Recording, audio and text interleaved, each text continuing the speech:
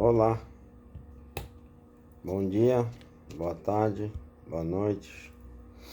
Estou gravando esse vídeo dia 3 de outubro, um sábado, 10 para as 14, 10 para as 2 da tarde. Nós chegamos na nossa 7ª aula e o título é Debater os clássicos da educação política. Eu queria ressaltar uma coisa. Eu gostaria de ter feito vídeos um pouco mais longos, trazendo mais questões, propondo exercícios, etc. Eu não tenho problema em gravar os vídeos, mas na emissão dos vídeos há um limite. Eu tentei uma vez com 28 minutos, o vídeo não foi. Depois tentei com 21 minutos, o vídeo também não foi, então eu tive que regravar, né? Enfim, em torno de 14, 15, ele transfere bem. Pelo menos o meu celular, né? Eu não sei se é o meu celular, se é um limite meio básico, enfim. Por isso, então, que essa aula e a última não serão tão aprofundadas, né? Essa aula não, essa pré-apresentação, digamos assim, esse convite, né? Para a nossa aula lá no Meet não será tão longa, ficará em torno de 10, 12 minutos, tá bem? Eu vou seguir então o roteiro. O nosso tema é debater os clássicos da educação política. Claro que são apenas alguns recortes, né? Aqueles que me falam mais diretamente neste momento, ok? E vou seguir o nosso roteiro de sempre.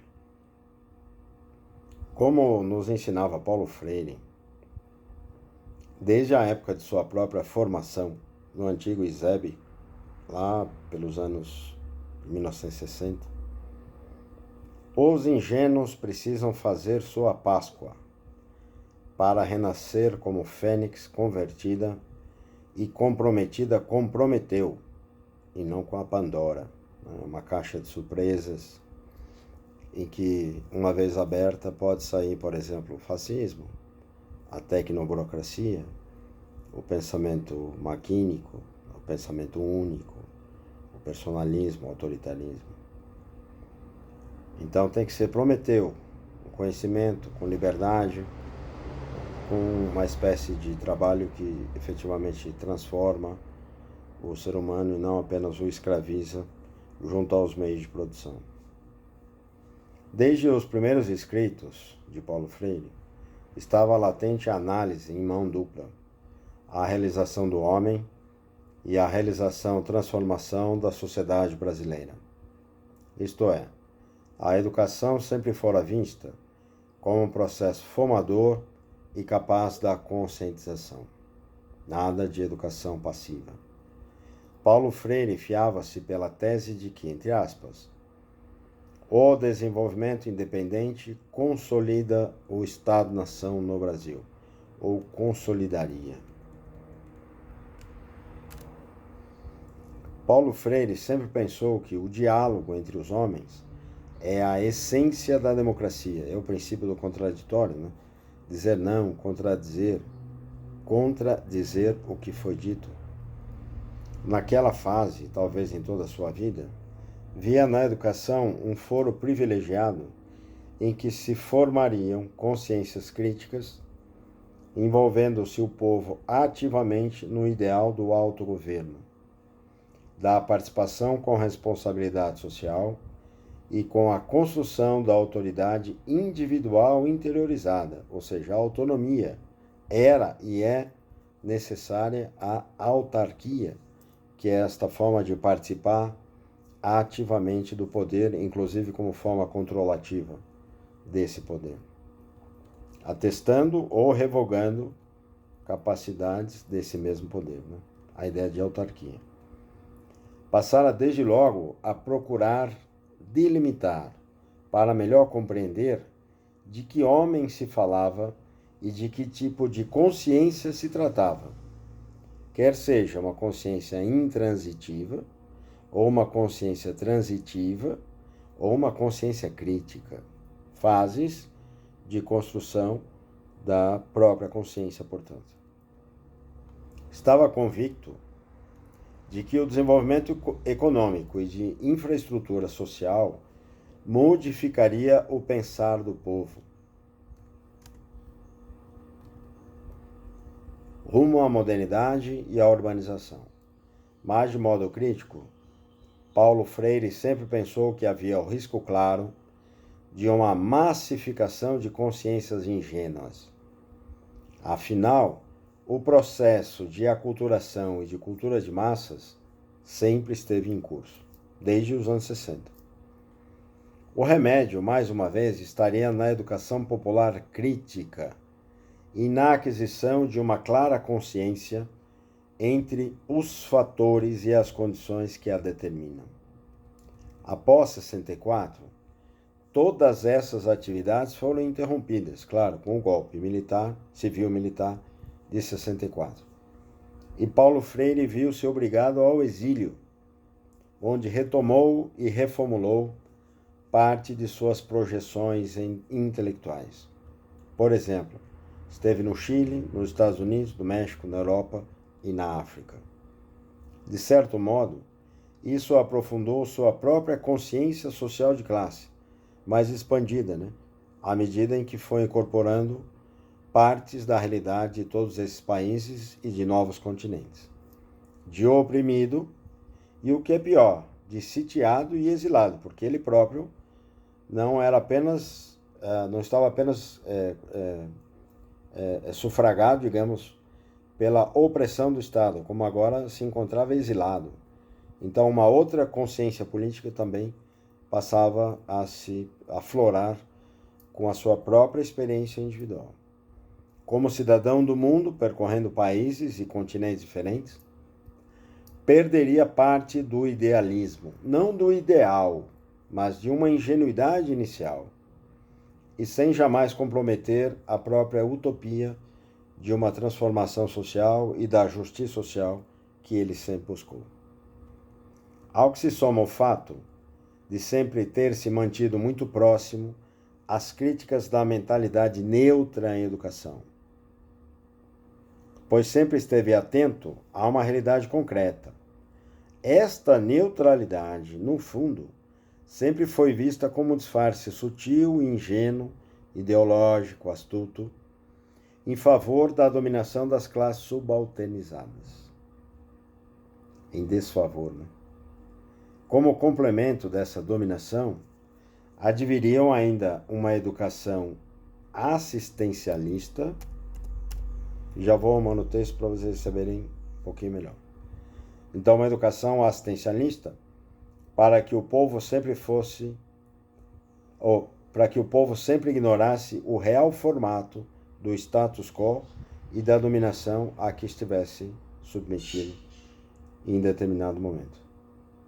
Por fim, seu pensamento e as consequências de sua praxis revelaram-se em conflito com as formas legítimas de dominação do Estado moderno que nós vimos anteriormente. Isto é, como projeto de educação popular, de uma modernidade que incluísse o diálogo e as vontades do povo, e muitas vezes vontades contraditórias às estruturas de poder dominantes e às elites de poder.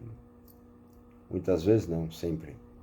Nesse contexto, a relação entre teoria e prática é um mar de contradições. É infindável, e aqui não se propõem soluções, mas sim algumas reflexões de ordem prática e teórica, política e técnica. Agora vou citar Saviani, entre aspas. A identificação dos fins implica imediatamente competência política. Imediatamente, quer dizer, como mediação, competência técnica. A elaboração dos métodos para atingi-los implica, por sua vez, imediatamente competência técnica, saber o que fazer. Imediatamente, ou na mediação, competência política. Logo, sem competência técnico-política, não é possível sair da fase romântica. Você sabia? tem um subitem que eu denominei de educação para além do tecnicismo. A educação libertadora deveria dotar o trabalhador produtor de uma capacidade de isegoria, tomar a palavra, falar, ter consciência, liberdade para formar o seu próprio juízo, como nós vimos na aula passada, e utilizá-la a seu favor para transformar o mundo que tem diante dos olhos e no fundo da alma maltratada. Sempre convido a ler Vidas Secas, de Graciliano Ramos, para se ter uma dimensão desta alma maltratada do povo brasileiro. No fundo, a educação deve ser esperança e determinação. Esperança, inclusive, como utopia, né? Realizável, possível. Educação não é só transferência de conhecimentos, mas testemunho de vida e crítica. Nesta imbricação entre política, tecnologia e educação, Paulo Freire ainda nos dizia, abre aspas, é este o momento também em que o educador progressista percebe que a claridade política é indispensável, necessária, mas não suficiente. Como também percebe que a competência técnica é necessária, mas igualmente não suficiente. Ou seja, na mesma linha de Saviani. Então, a educação também é construir a história como um campo alongado de possibilidades e oportunidades. Não só razão, não só crítica, mas também utopia. Este não lugar, mas que será construído. Paixão, criação, vocação. Lembrei aqui Max Weber.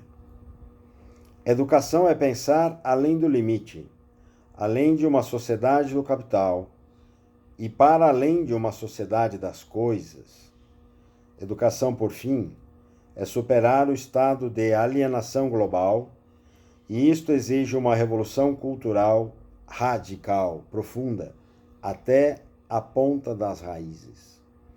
Que vá às raízes daquilo que nos aliena, tirando-nos de nós mesmos, ou tirando de nós a capacidade, a autonomia e de formação por si da nossa consciência, da nossa vontade e a determinação para agir.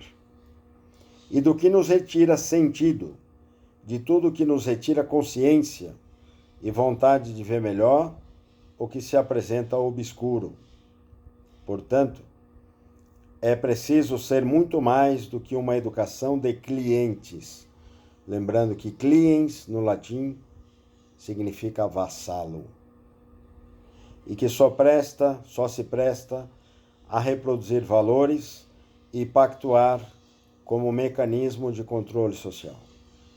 Enfim, é como se, na prática pedagógica, a cada dia tivéssemos um tombo e uma revoada diferentes. E por isso, nesse sentido, o aprendizado é dolorido, custoso e pode até ser depressivo. Mas esta é uma armadilha para a qual devemos ter o dobro de atenção. Lembram-se? Uma educação ligada a Prometeu e não Pandora. Prometeu sofreu muito, né? É o sofrimento de se obter o conhecimento, a cultura. Não vem por osmose. O que também nos faz pensar em coisas diferentes e pensar, refletir, rever, reavaliar, propor. Afinal, sempre é muito bom, né? Obrigado.